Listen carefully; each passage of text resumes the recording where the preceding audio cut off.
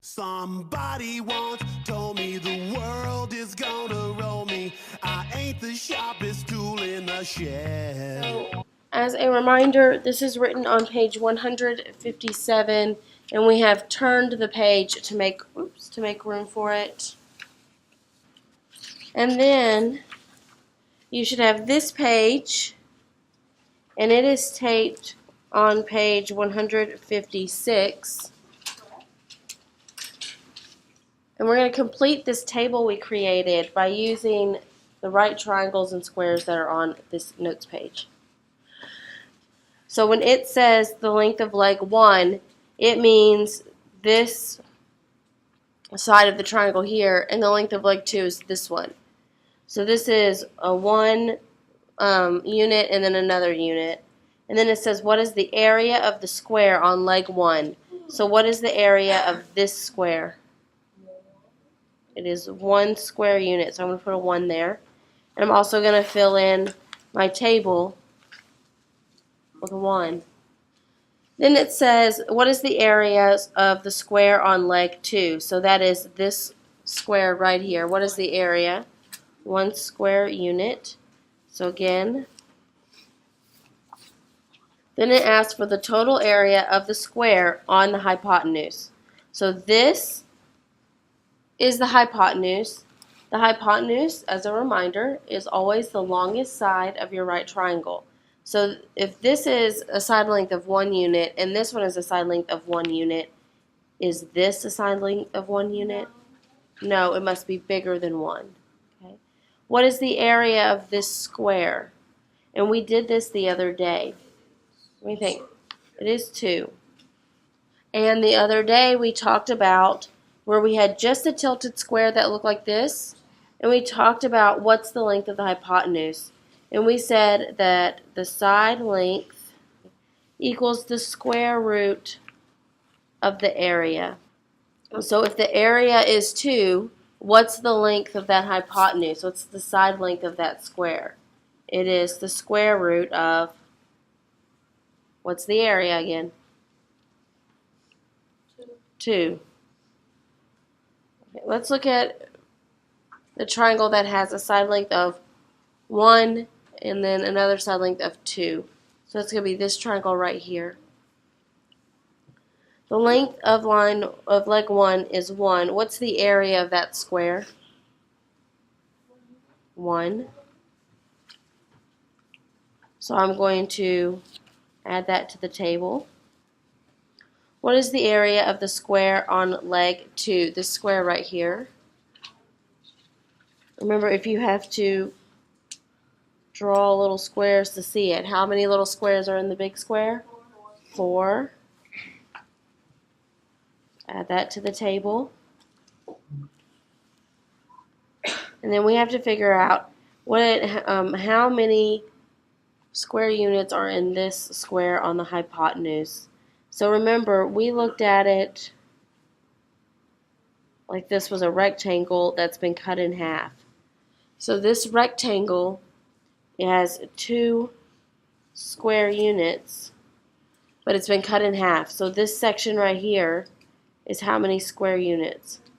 1.5. 1. And then we have to do that all the way around. So this section would be 1 as well.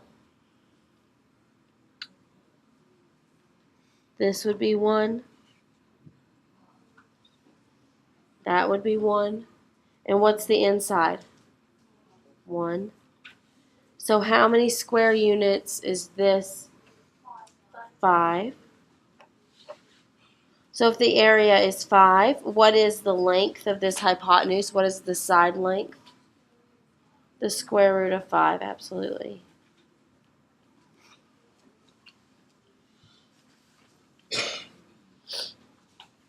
I would like for you to do the other 2 with your table, okay? So I'm going to give you 3 minutes. Get started.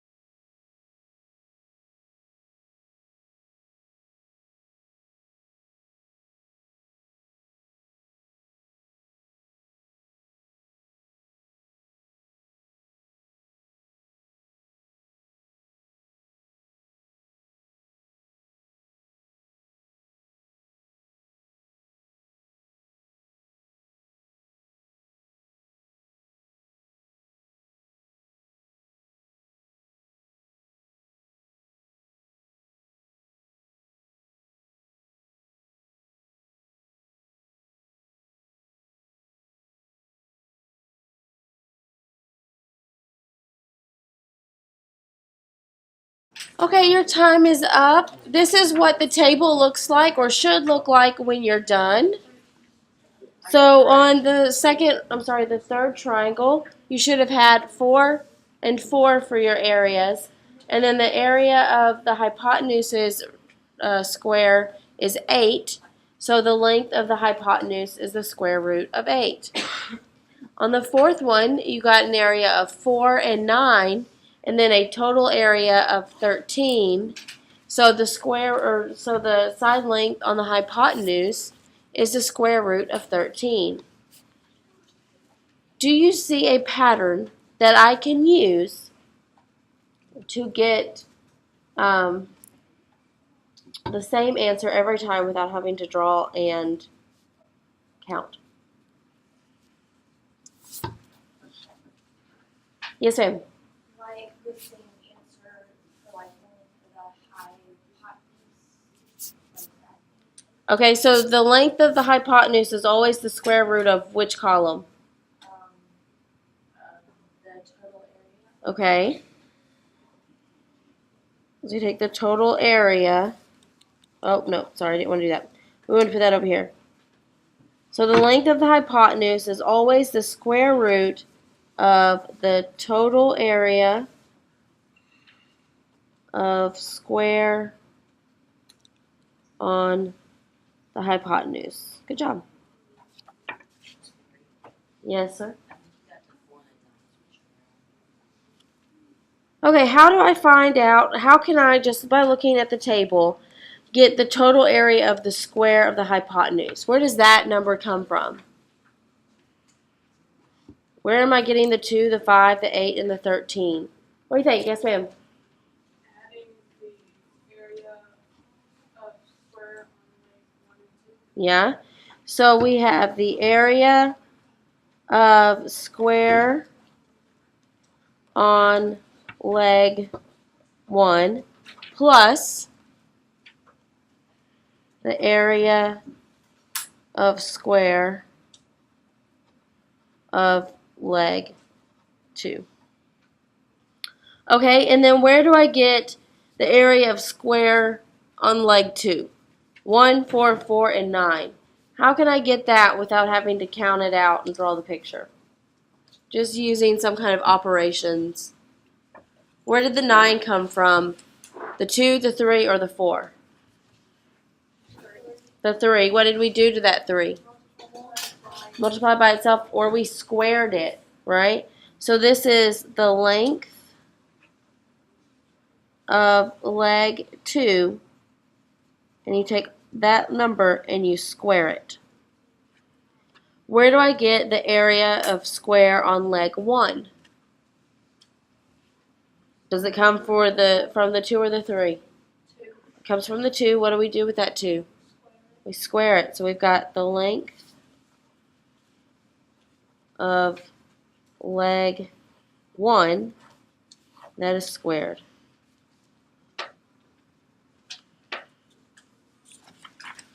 So just looking at this right here, from the video from Introduction of Right Triangles, what variable do we associate with leg 1? There were 3 variables. Yes, ma'am? A, absolutely. So we're going to take A and we are going to square it. That's the length of leg 1 squared. What letter or variable do we associate with leg 2? Yes, sir? B. B, absolutely. So we're going to say plus because we're adding them over here. B squared. And what letter do we associate with the hypotenuse? Either C, all right. So this is C squared.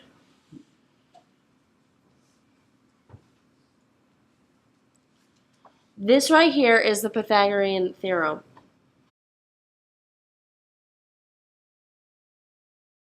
The square on side A plus the square on side B equals the square on side C. Okay, I want to prove it to you. So I asked you to get out maybe some highlighters or some colored pencils.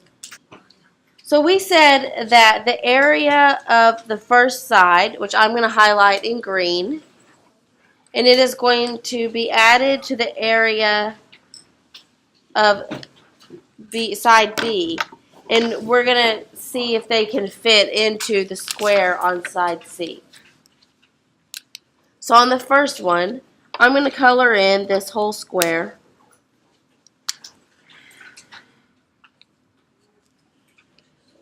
And since I colored in one square unit on side C, I'm going to color in one square unit.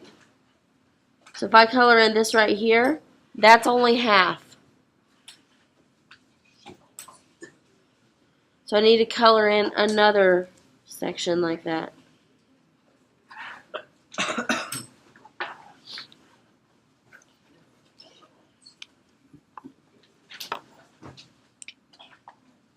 Then on side B, I'm going to color in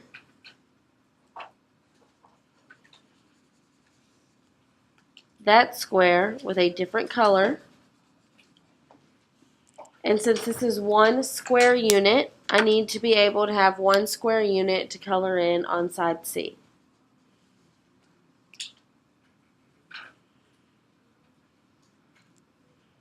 And I can. So does the square on side A plus the square on side B fit into the square on side C? Yes, it does. So it works that time. A squared plus B squared equals C squared.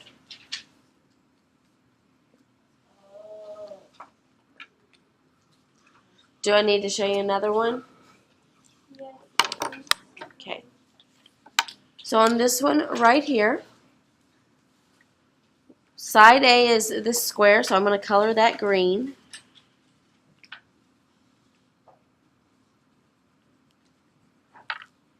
And if you number these, this becomes a little easier. I need to color in one section that has a 1 in it. And you can color any section you want. It doesn't matter. As long as that section is the same area, it does not have to be the same shape.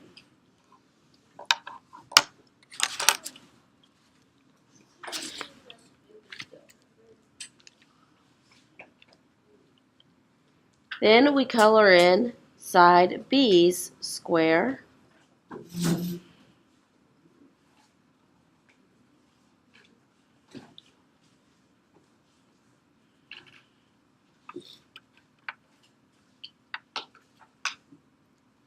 So I need to color in 4 sections that each have an area of 1 square unit. 1, 2,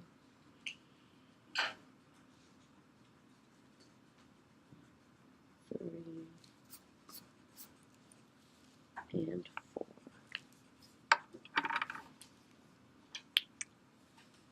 So did the square on side A and the square on side B both fit into the square on side C?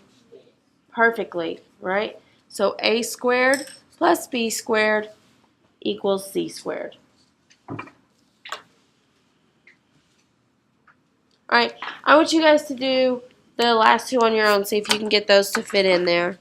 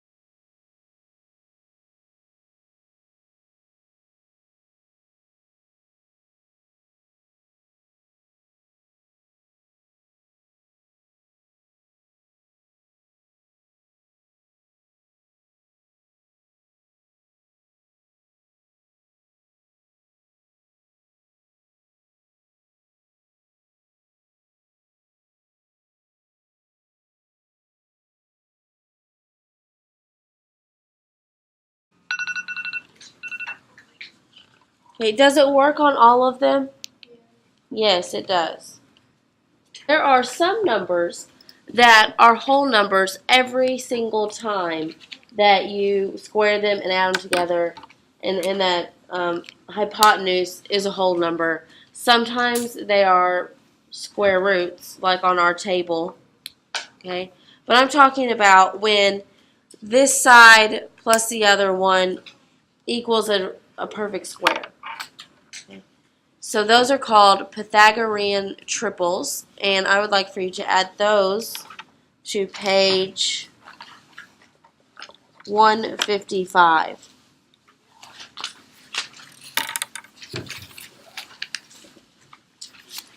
These are Pythagorean triples.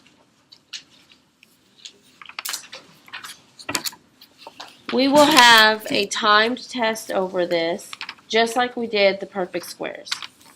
Okay.